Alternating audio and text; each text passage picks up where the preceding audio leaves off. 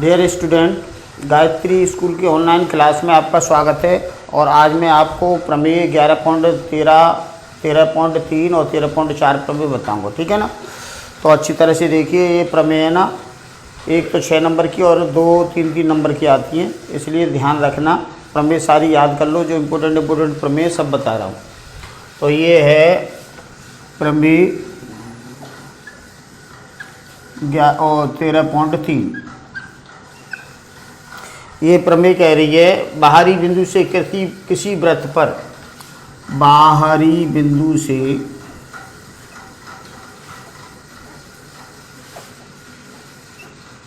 किसी वृत्त पर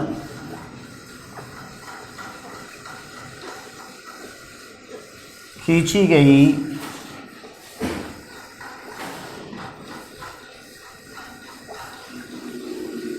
दोनों स्पर्श रेखाओं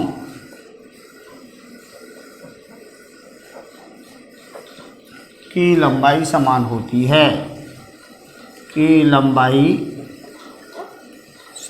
होती है, देखो बहुत ही इजी प्रमेय है ये। वो ये कह रहा है, बाहरी बिंदु से वृत्त पर, ये वृत्त है, इस पर बाहरी बिंदु से, यहाँ से मान लो सपोज दैट यहाँ से स्पर्श रेखाएं खींची हैं P से, ये मान लो A है, ये मान लो B है, और ये केंद्र है ना O है।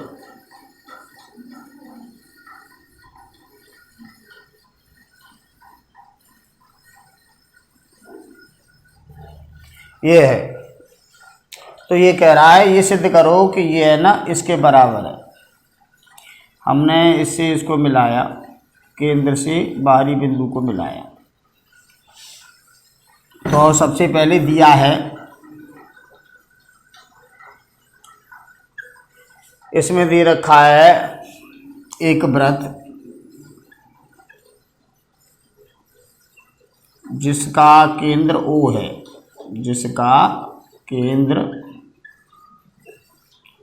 O है,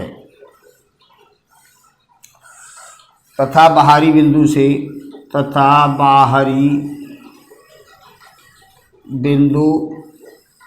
P से PA तथा PB दो स्पर्श रेखाएं हैं।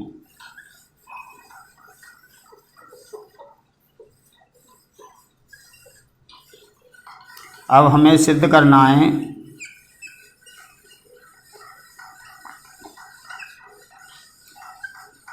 सिद्ध में उसने कहा है, ये सिद्ध करो AP बराबर BP।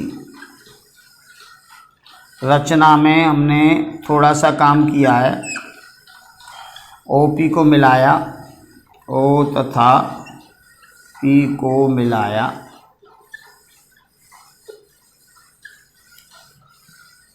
या तीनों को लिख लो एक साथ, OP, OA तथा OB को मिलाया।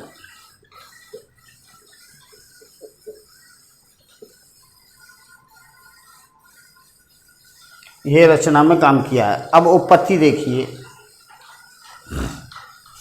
उत्पत्ति यहाँ लिखे दे रहे हैं।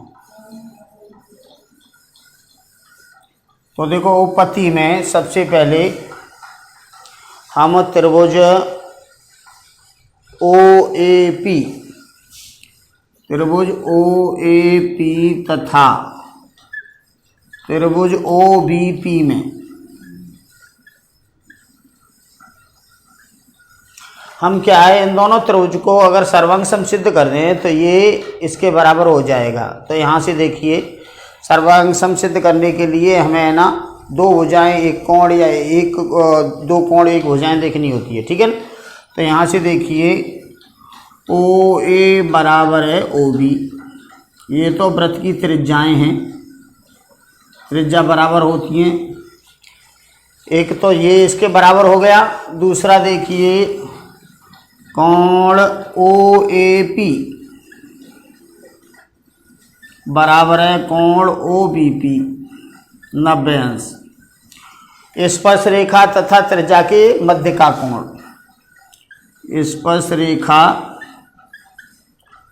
तथा त्रिज्या के मध्य कोण।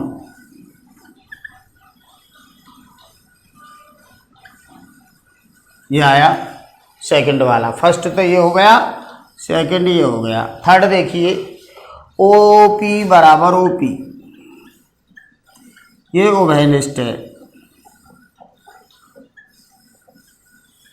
और 3 हमें मिले, ये उभयनिष्ठ है इसमें और इस त्रिभुज में, दोनों में।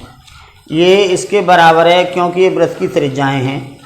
अब ये 90 डिग्री का एंगल है और ये 90 डिग्री का एंगल है, क्योंकि स्पर्श रेखा और त्रिज्या के मध्य कोण 90 अंश का होता है।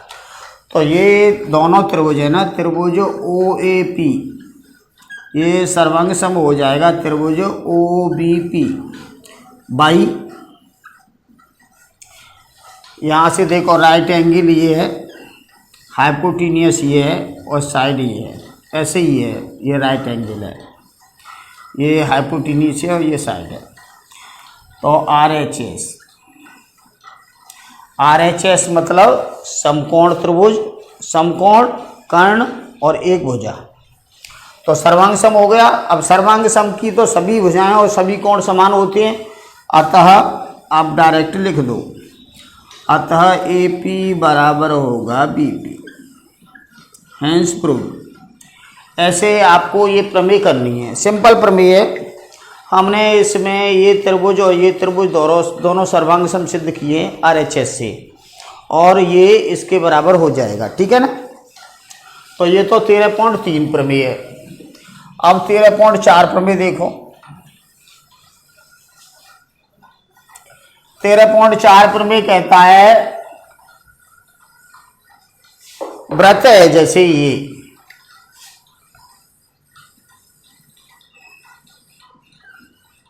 वृत्त में, और ये इस बिंदु पर ये जीवा है ए बी। तो वो ये कह रहा है वृत्त के एक स्पर्श बिंदु पर, ये स्पर्श रेखा है, ये मान लो पी है और ये क्यू है। तो ये कह रहा है सिद्ध करो जीवा और स्पर्श, एक स्पर्श बिंदु पर स्पर्श रेखा और जीवा के मध्य का कोण, ये इसके साइड में ये एकांतर वृत्तखंड है। अगर जीवा और स्पर्श रेखा इधर है तो एकांतर वृत्तखंड ये है, और अगर जीवा और स्पर्श रेखा इधर होगी तो एकांतर वृत्तखंड ये होगा। इसके कोण बराबर होते हैं, तो ये है ना, वो इसमें बने कोण के बराबर होगा, ठीक है। और इसमें बने कोण के बराबर होगा तुम्हारा ये वाला 2। तो हमें यहाँ दिया प्रमेय क्या है, प्रमेय 13.4 प्रमेय में कहता है वो वृत्त के किसी स्पर्श बिंदु पर, वृत्त के किसी स्पर्श बिंदु पर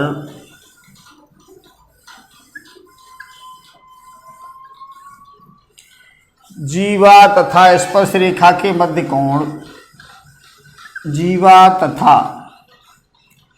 स्पर्श रेखा के मध्य कोण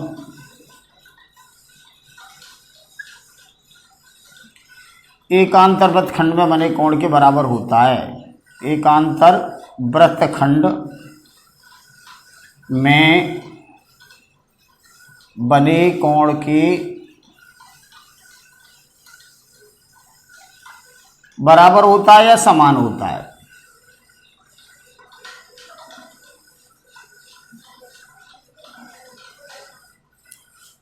अब यहाँ देखिए, ये तो क्वेश्चन आएगा।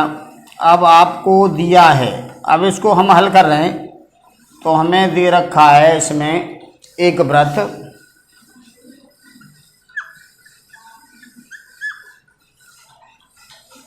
एक वृत्त है जिसकी जीवा ए बी है,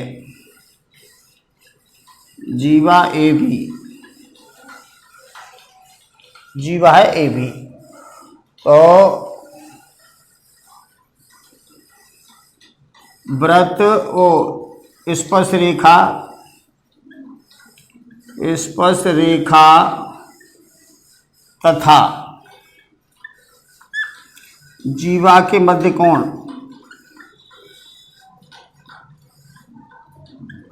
ये तो हमारे हैं स्पर्श रेखा और जीवा के मध्य कोण 1 और 2, और एकांतर वृत्तखंड के कोण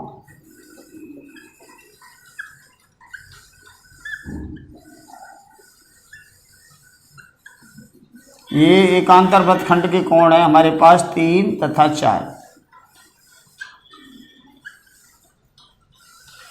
अब इसके बाद सिद्ध करना है,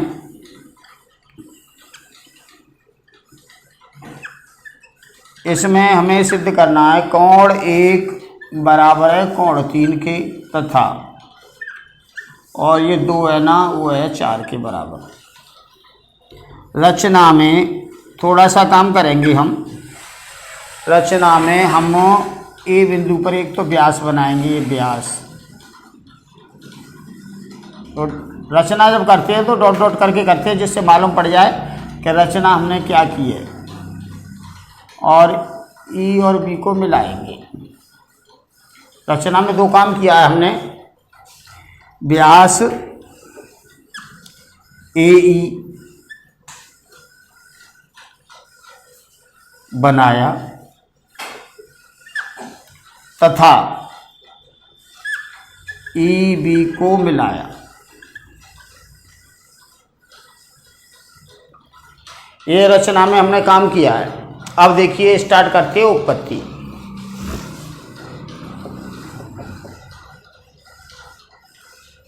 उत्पत्ति में हम यहाँ से स्टार्ट करेंगे त्रिभुज ए ई बी में, त्रिभुज ए ई बी में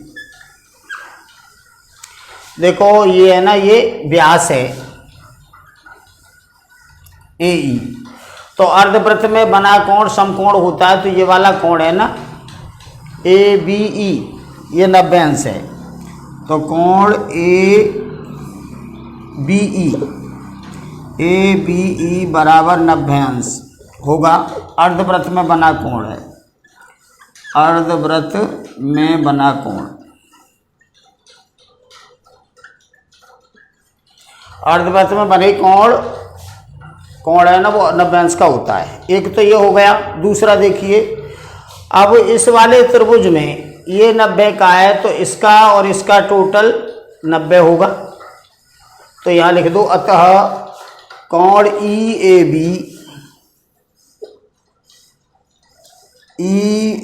बी तथा प्लस ई ए बी और दूसरा है ए ई बी, इसका टोटल 90 अंश होगा। तो पहला समीकरण ये बना। आगे अब दूसरा देखिए, यहाँ से कोण 1 और ये कोण 1 प्लस कोण 1 और ये बी ए ई, इसका टोटल 90 अंश होगा। व्यास और स्पर्श रेखा के मध्य कोण 90 अंश के होती है, ठीक है ना। व्यास तथा स्पर्श रेखा के मध्य कोण,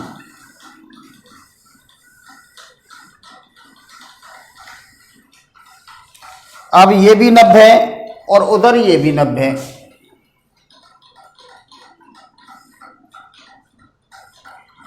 तो ये समीकरण 1 तथा 2 से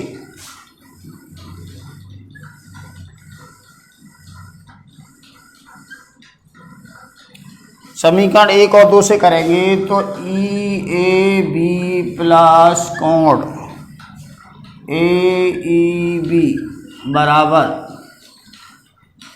कोण 1 प्लस बी ए ई बी ए ई या ए ई बातें की है।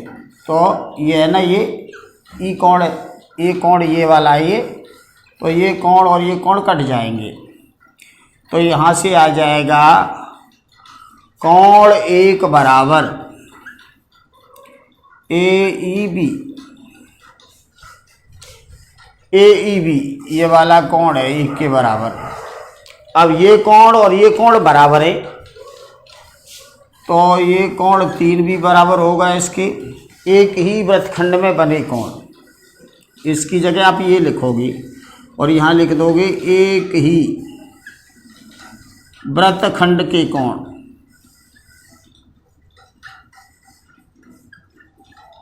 एक ही वृत्तखंड में बने कोण बराबर होते हैं, तो ये आ गया भाई कोण एक है ना वो 3 के बराबर है, ये समीकरण आया ये। अब आगे देखिए, अब आप लिख दो 1 + 2, कोण 1 + कोण 2 बराबर 180। ये रैखिक युग्मक कोण है, एक ही रेखा पर अगर ये है ना 180 का एंगल होता है, तो 1 और 2 को दोनों को जोड़ेंगे तो 180 रैखिक युग्मक कोण होते हैं।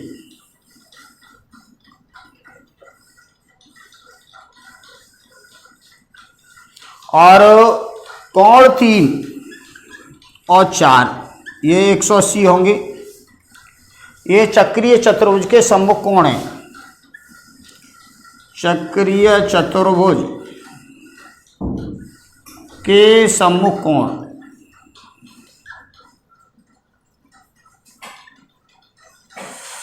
तो यहाँ से देखिए ये भी 180 के बराबर, ये भी 180 के बराबर, तो यहाँ लिखेंगे अतः कोण 1 और 2 बराबर है 3 और 4 की। अब समीकरण 1 से ए से मान लगा दो, समीकरण ए से इसमें 3 की जगह 1 रख दो, तो ये आएगा कोण 1 + कोण 2 बराबर कोण 3 + कोण 4। 3 की जगह हमने क्या लिखा 1, इससे ये कट जाएगा तो 2 और 4 बराबर हो गए, तो ये भाई हो गया। तो यहाँ से देखो ये और ये, अतः कोण 1 बराबर है कोण 3 के और कोण 2 बराबर है कोण 4 के। Hence proved. ऐसे आपको ये सवाल करना है, ठीक है। इसमें प्रमेय में कोई डाउट हो, ये है ना पिछली साल आई थी प्रमेय, इस साल तो नहीं है, इस साल तो आई थी 12.8, ये पिछली साल आई थी प्रमेय।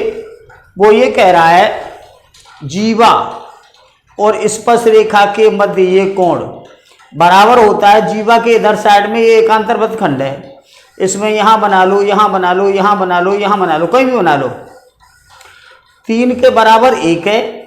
और अगर इधर जीवा और स्पर्श रेखा के बीच देखेंगे तो 2 के बराबर ये 4 है। ये हमें प्रूफ करना है, ठीक है।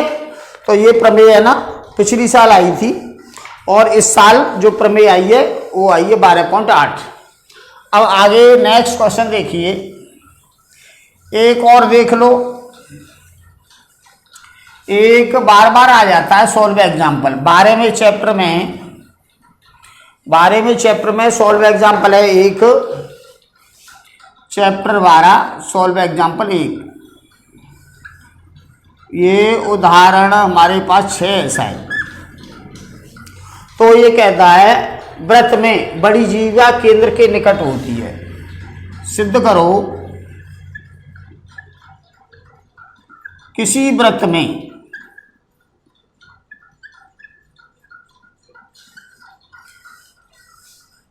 बड़ी जीवा केंद्र के निकट होती है।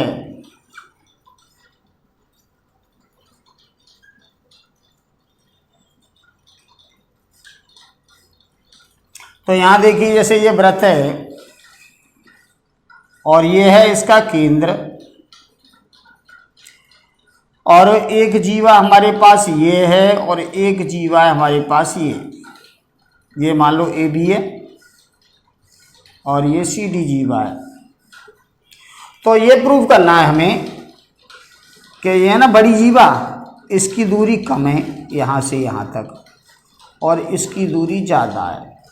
ये मान लिया हमने m और ये मान लिया n, ठीक है।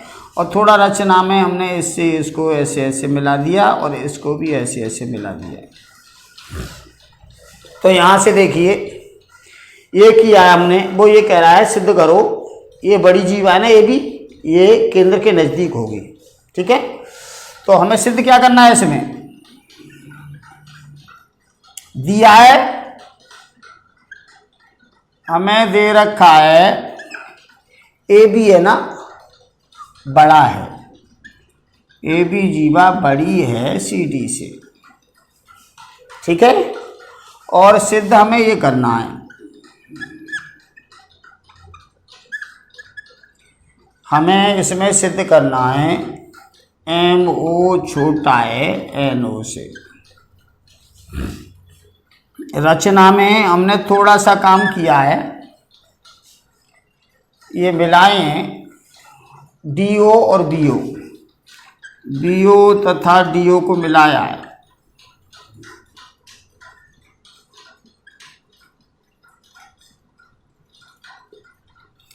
अब देखिए, अब इसको हम हल कर रहे हैं। तो सबसे पहले जो दे रखा होता है वहाँ से स्टार्ट करते हैं। तो हम यहाँ से देखिए ए बी है ना बड़ा है सी डी से, तो इसका आधा भी बड़ा होगा आधे से।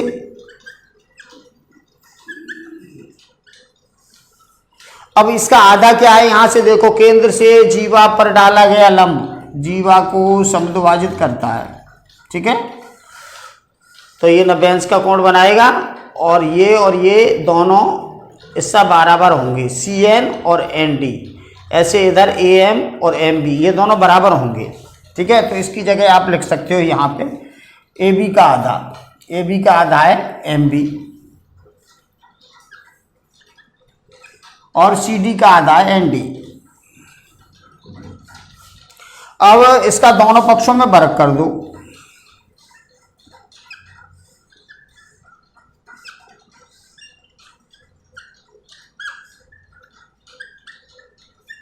अब दोनों पक्षों में इसका वर्ग करेंगे तो ये हो जाएगा एम बी स्क्वायर बड़ा है एन डी स्क्वायर की। अब यहाँ से देखिए इस त्रिभुज में एम बी ये आधार है, ये लंब है और ये कर्ण है। तो कर्ण के स्क्वायर में से और लंब का स्क्वायर घटाएंगे तो ये आएगा। तो इसकी जगह हम लिख सकते हैं बी ओ स्क्वायर माइनस कर्ण के स्क्वायर में से ये लंब घटाना है एम ओ स्क्वायर। यहाँ भी देखिए इसका स्क्वायर आधार का स्क्वायर बराबर कर्ण के स्क्वायर में से लंब का स्क्वायर घटाना है। तो यहाँ भी लिखेंगे हम D O square minus N O square. अब यहाँ पे देखिए डी ओ और बी ओ बराबर है, ये और ये बराबर है, ये डी ओ बराबर है बी ओ के, क्योंकि ये क्या है त्रिज्याएं हैं, त्रिज्या तो बराबर ही होती है। तो ये कट जाएगा तो यहाँ आएगा एम ओ का स्क्वायर माइनस एम ओ का स्क्वायर बड़ा है माइनस एन ओ के स्क्वायर से। अब यदि माइनस होता है तो दोनों पक्षों में माइनस से गुणा करते हैं तो चिन्ह बदल जाता है। तो यहाँ दोनों पक्षों में माइनस से गुणा करेंगे,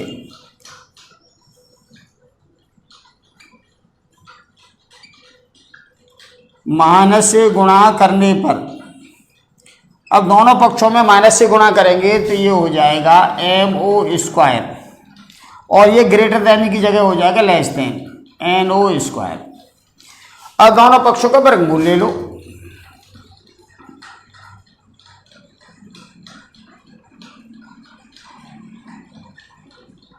तो ये हो जाएगा एम ओ छोटा है एन ओ से।